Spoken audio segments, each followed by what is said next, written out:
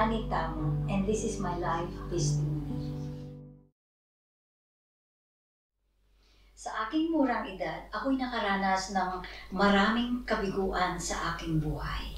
Una, nakita ko po ang hindi pantay-pantay na trato ng aking ina sa aming mga magkakapatid. At ako po yung palagi ng inuutusan at pinapagalitan.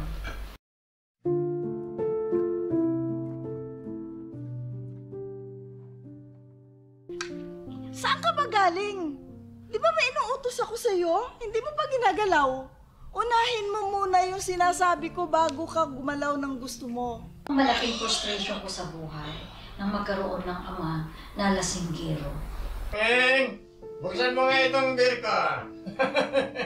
Ito ang nagdala sa akin na nagkaroon ng maraming katanungan sa Panginoon.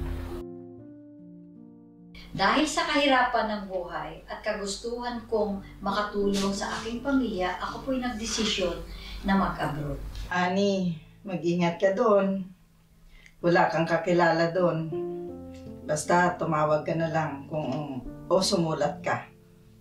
Sa pag-abroad ko sa Hong Kong, dito ko nakilala ang aking asawa at nabuo ang aking pamilya.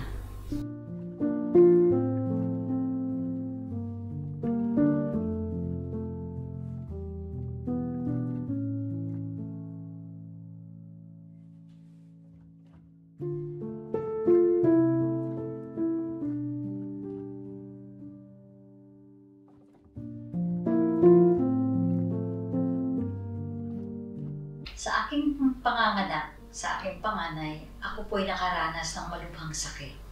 At ako po'y nabulag ng 3 linggo. At lumala ang aking kondisyon. At ako'y nag-agaw buhay. At sa sandaling ako'y nag-agaw buhay, ako'y sumigaw ng, Diyos ko! Kung totoong may Diyos na buhay, gusto kitang makilala! Have mercy on me! At nung naramdaman ko na naghiwalay ang aking espiritu sa aking katawan, doon ko narinig ang mahiwagang boses na sinabi niya, I am the way, the truth, and the life. No one comes to the Father except through me. Dito ko rin naramdaman ang kapangyarihan ng Diyos at liwanag. At dito ko natanggap ang himalang kagalingan. At dito ko tinanggap ang Diyos bilang aking Panginoon at tagapagligtas. At ako'y nagpatuloy na nagsaliksik at naghanap sa Diyos. At kung saan man madestinong country ang aking asawa, ang una kong hinahanap ang gawain, church. Pero hindi naging maganda sa aking asawa.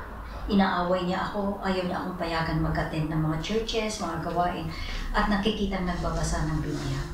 Ayaw na ayaw ko nagpupunta ka ng church at ayaw na ayaw ko rin na nakikita ka nagbabasa ng Bible. Pero Juliano, hindi mo ako mapipigil na pupunta sa church sa gawain ng Diyos. Okay, kung yan ang gusto mo. In-explain ko sa kanya na ang aking responsibilidad hindi ko pababayaan sa kanya at sa aking anak. At naintindihan naman niya at dito nag-umpisa na nadadala ko na rin siya paminsan-minsan. Oh, Annie, handa ka na ba? Halika na, handa na ako. Punta na tayo ng church. Sandali! Kukunin ko muna yung bag ko. Sa aking pagpapatuloy, dito ko na nakita ang transformation na nangyari sa aking buhay o kasagutan sa lahat ng aking frustration noong ako'y bata. At dito ako natuto kung paano ko pinatawad, unang-una kung paano ko pinatawad ang aking sarili, ang mga nakasakit sa akin, at nagsalita ng pagpapala sa kanila.